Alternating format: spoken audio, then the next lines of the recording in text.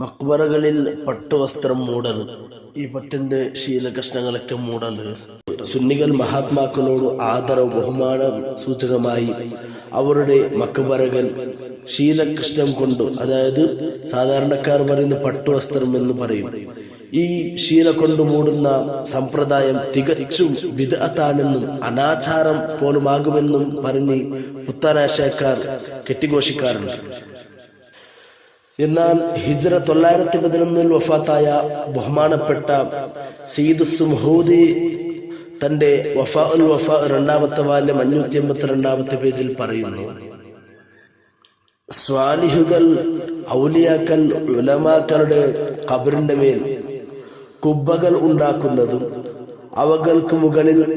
തലക്കെട്ടുപോലെ കെട്ടുന്നതും വസ്ത്രം ധരിപ്പിക്കുന്നതുമെല്ലാം അനോദനീയമായ കാര്യമാണെന്ന് വഫാ ഉൽ വഫായിൽ സയ്യിദ് സുംഹൂദി റളിയല്ലാഹു തന്റെ 2ാമത്തെ വാല്യത്തിൽ നമുക്ക് പറയുന്നതായി കാണാം.